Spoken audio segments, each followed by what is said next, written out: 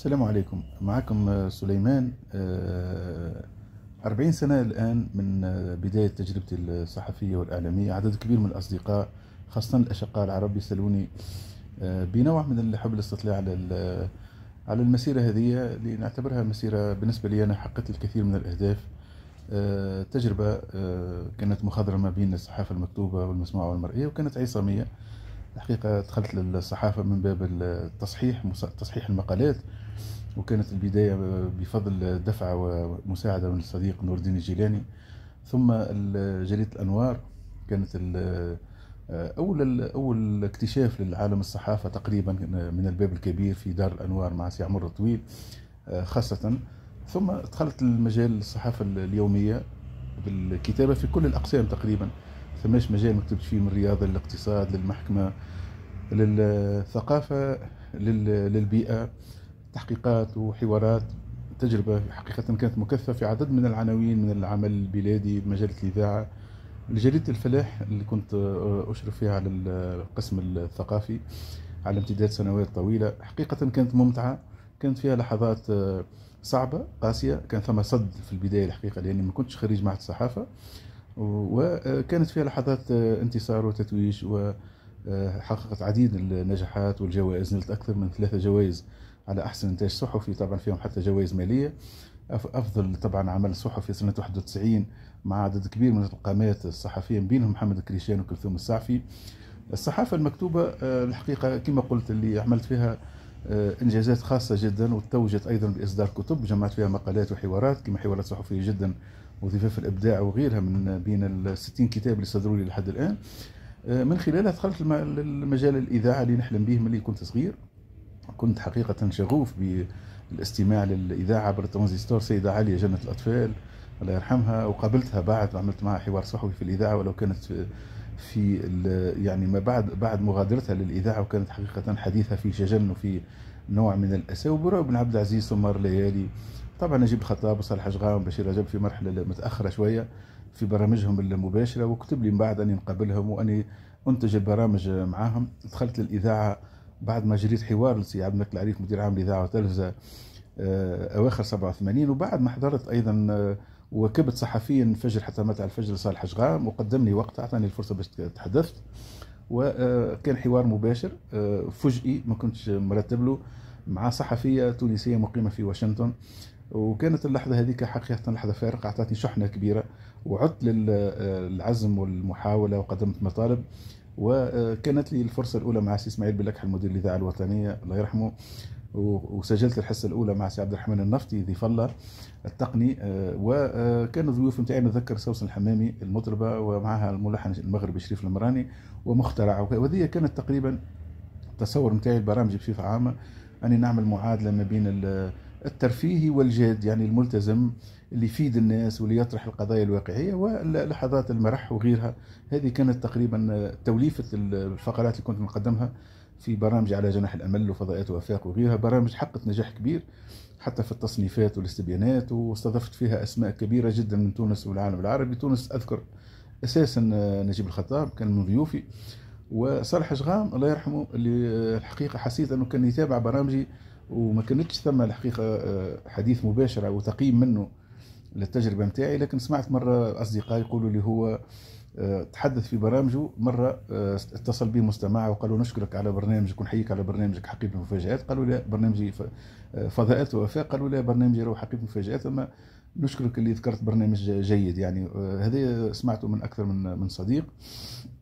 طبعا التجربة كما قلنا الإذاعية بالنسبة لنا كانت ولو كانت قصيرة 3 سنوات، ثم تمت معاقبتها لأنه كنت نقدم الأغاني الملتزمة والجادة. يعني كنت نستضيف شيخ الإمام ونقدم جل الفرق الملتزمة في تونس والأصوات الشبابية والطلابية المتنوعة. وذي ما سرش بعض الجهات اللي عملت مباشرة، خاصة بعد قدوم مدير إذاعة جديد اللي هو معروف جدا اللي هو رؤوف يعيش، أخذ قرارات متتالية لتوقيف البرامج متاعي، وخاصة البرنامج الرئيسي اللي كنت نقدمه يوم الأحد مباشرة بعد برنامج كرة القدم الله يسامحه، لأنه البرنامج هذا انتقل إلى صديق آخر تقريبا كما نقولوا بحشيش وبريش، وخذاه البرنامج هذا سنة 91 91. المهم التجربة الإذاعية بالنسبة لي أنا قدمتها بصدق وبشغف وبعشق كبير برشا، كما قلت توجت. وبالتالي أيضا تجربة تلفزية، ولو البرنامج التلفزي الأول اللي قدمته ما تبثش، وكان المفروض يكون منوعة رأس السنة سنة 89 90. استهدفت أطراف عديدة جدا من الإدارة العميقة في التلفزة، وهذه يعني كشفت على وجهها مباشرة وساومتني في الموضوع هذا، وقوى أخرى، أطراف أخرى هناك، سواء منها الانتهازية، وما نحبش نذكر الأسماء لأنه قيل لي أنه منشط معروف كان وراء العملية هذه، عملية العطب الفني الذي أصاب البرنامج. حاولت باش نشوف بديل، ما كنتش نتوقف، يعني ديما نلقى مشاكل ونلقى عراقيل. عملت برنامج آخر مع يعني شباب 90 اسمه خيوط الشمس، لكن الحلقتين اللي صورتهم مع رفيق المندب الله يرحمه تم تغييبهم، وحتى المونتاج نتاعهم ما تمش، وقيل لي انا ذاك لا داعي لانك تقدم تظلم او شكوى لانك انت اللي باش تخسر، هكا تحت التهديد، يعني ثم فني قال لي الكلام هذا. طبعا هذه معلومه للتاريخ نقولها، التجربه نتاعي اللي كانت منفتحه على كل التيارات وكل الطيف السياسي الموجود، لقات اشكال كبير جدا الحقيقه، خاصه من جوانب معناها اللي عندها طابع الاقصائي خاصه، اريد هذا بوضوح حقيقه في مواقفهم. المهم هذه عموما التجربه الإعلامية. طبعا كما قلت حاولت باش نلتحق متأخر بمعهد الصحافة وعلوم الأخبار تحت إلحاح الصديق حبيب مصدق، ولكن كانت وقتها عندي تجارب والتزامات مهنية. يعني 93 كان عندي برنامج شبابي في القناة المغاربية اسمه مشاغل الشباب، اللي قدمت فيه نجوم قادمة ووجوه من الطيف الشبابي من كل المجالات، من بينهم علاء الشابي اللي أصبح من بعد علي الشابي، او الاسم نتاعو الاصلي هو علي الشابي، وقدمته كوجه او صوت غنائي هاوي، يعني في استضفته، وكنا وقتنا عندنا تحقيق، والحلقه صورناها في دار الشباب خير الدين.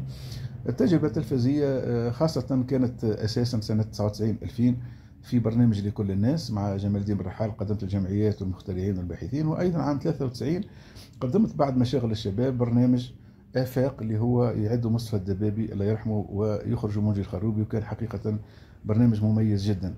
التجربة الإعلامية متاعي الحقيقة أنا فخور بها، حققت فيها الكثير رغم العقبات ورغم الصد ورغم الإشكاليات حتى الذاتية، باعتباري ما كانش عندي تأهيل أكاديمي أنذاك قبل ما نرجع للجامعة ونكمل دراساتي في الفترة الأخيرة في 20 سنة الأخيرة، وتوجت بالدكتوراه وحتى التدريس لفترة قصيرة في معهد الصحافة وعلوم الأخبار. الدرس الأساسي الحقيقة اللي تعلمته أنا شخصيا ومش نعطي دروس لغيري، هو أنه الإنسان لما يحرص يكون عنده حلم ورؤية ويكون عنده صدق خاصة والتزام وسعي، حقيقة يحقق اللي يطمح له الكل، وما يقف أمامه أي شيء رغم كما قلت العقبات والعراقيل اللي هي حقيقة تصبح سراب وتصبح أوهام. إن شاء الله يا ربي في 40 سنة هذه كما قلت التجارب المخضرمة المتنوعة من الصحافة المحلية وحتى العربية إلى الإذاعة والإذاعات الحقيقة اللي توجد 2014 أيضا بالرحلة هذه مع الإذاعة في إذاعة الزيتون للقرآن الكريم مع صديقين منير البودالي وتوفيق بن عبد الله بإنتاج برنامج منتدى البيئة اللي هو متواصل إلى حد الآن، وأيضا تلفزيون كما قلت مع عدد من المحطات الفضائية أساسا الوطنية الأولى، والتجربة الأولى أيضا صغيرة كانت في 2003 أعتقد في القناة الثانية في مجال الجمعيات. طبعا الدردشة هذه من نيروبي من كينيا، حيث أقيم من 2 و4 أشهر تقريبا، وهو نوع من الدردشة والبوح، وأنا طبعا على ذمة الأصدقاء ربما التفاعل، ربما لطرح بعض الأسئلة وإثراء هذه التجربة، علما أن الحلقة هذه هي استجابة لطلب من الصديق الكبير المؤرخ عبد الجليل التميمي، اللي طلب مني الحقيقة باش نوثق ونكتب المذكرات نتاعي، لكن هذه مدخل وهذه على الحساب حتى يأتي الجواب إن شاء الله. بالنسبة لي الفصل المتعلق بالتجربة الإعلامية، لأنه ثم فصول أخرى تتعلق بالبيئة وبالإصدارات وخاصة أيضا بالأسفار. شكرا لكم وإلى اللقاء.